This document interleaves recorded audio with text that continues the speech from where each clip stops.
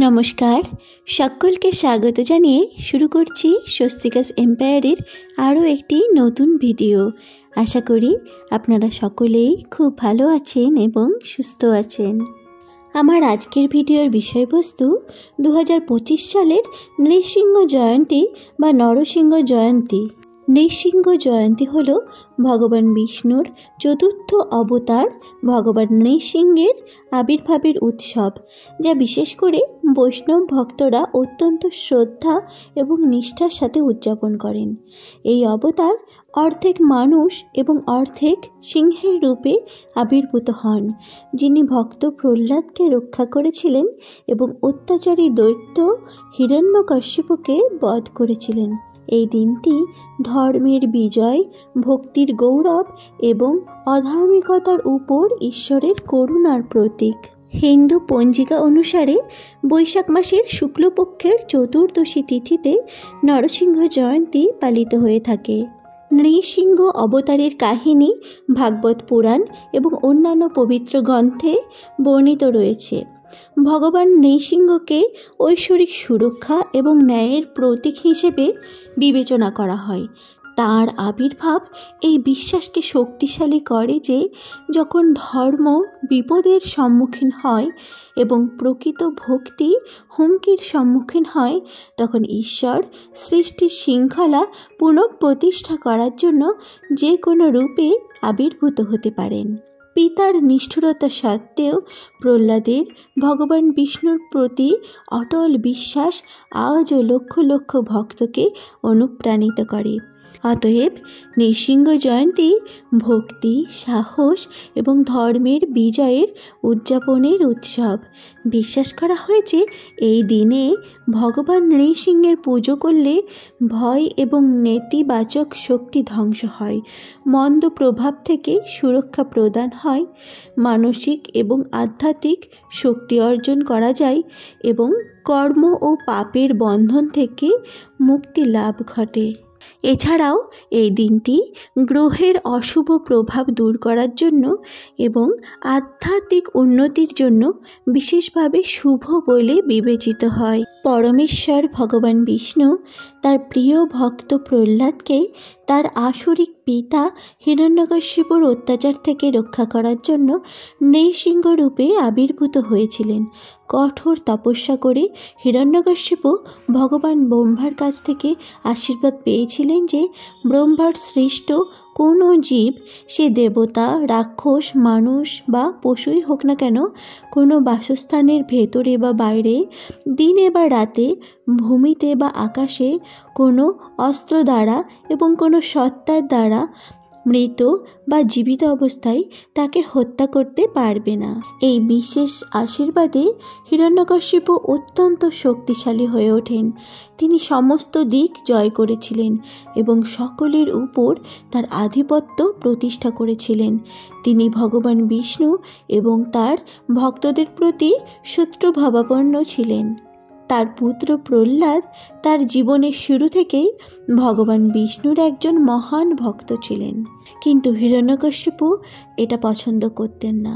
সে বিভিন্ন উপায়ে তার পুত্রকে ভগবান বিষ্ণুর উপাসনা করা থেকে আটকানোর চেষ্টা করতেন। বিভিন্ন উপায়ে সে তার পুত্রকে হত্যা করার জন্য বেশ কয়েকবার চেষ্টা করেছিলেন, কিন্তু প্রতিবারই ভগবান তাকে উদ্ধার করেছিলেন। অবশেষে ভগবান বিষ্ণু একটি স্তম্ভ থেকে বেরিয়ে এসে এক অনন্য অর্ধ মানব অর্ধ সিংহ রূপ ধারণ করলেন। এই রূপটি মানুষ বা পশুর নয়, তিনি সন্ধ্যায় আবির্ভূত হয়েছিলেন। অতএব এই সময়টি দিন বা রাত নয়। আবির্ভূত হয়েছিলেন সমাবেশ কক্ষের দরজায়, অর্থাৎ কোনো বাসস্থানের ভিতরে বা বাইরে নয়।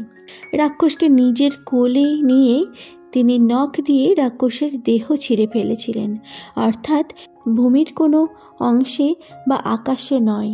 এবং তিনি কোনো অস্ত্র দ্বারা নয়, কোনো সত্তা দ্বারা নয়, তিনি নিজের নখ দিয়ে রাক্ষসের দেহ ছিঁড়ে ফেলেছিলেন।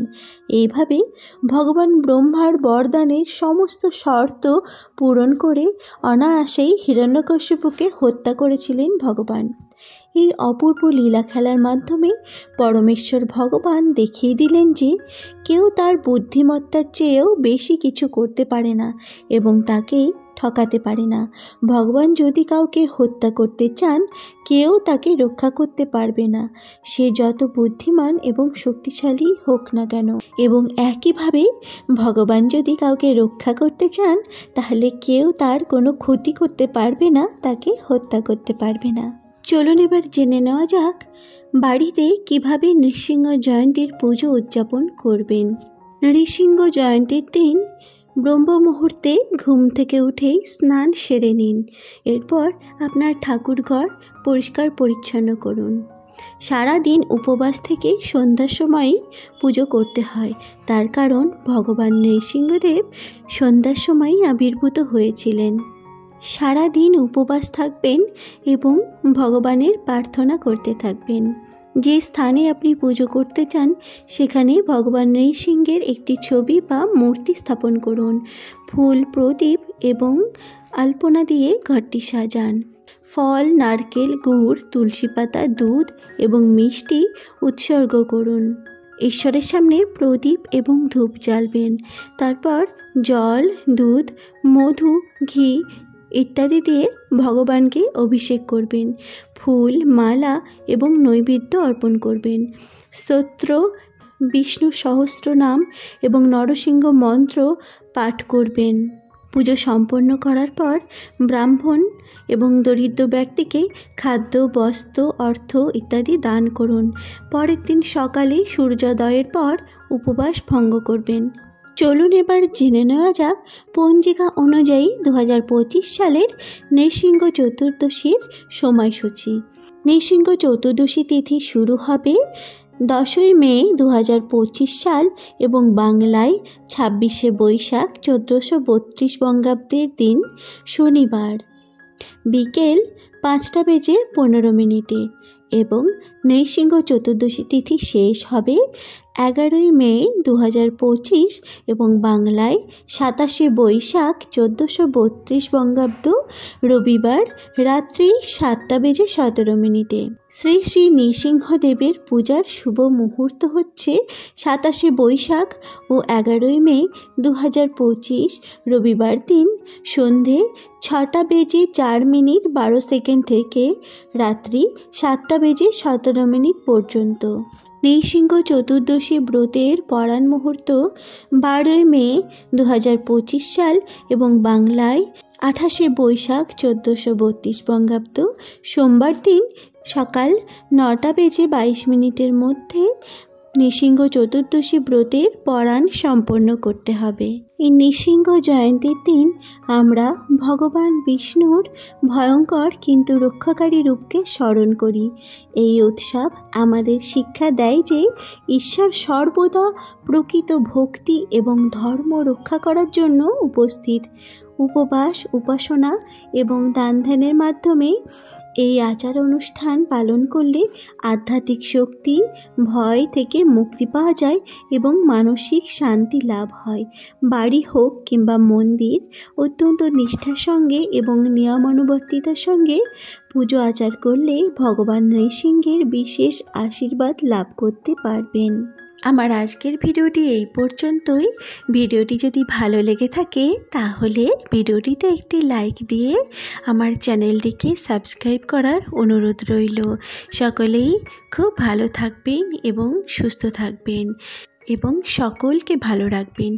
খুব তাড়াতাড়ি ফিরে আসবো অন্য কোনো ভিডিও নিয়ে। সকলকে অসংখ্য অসংখ্য ধন্যবাদ।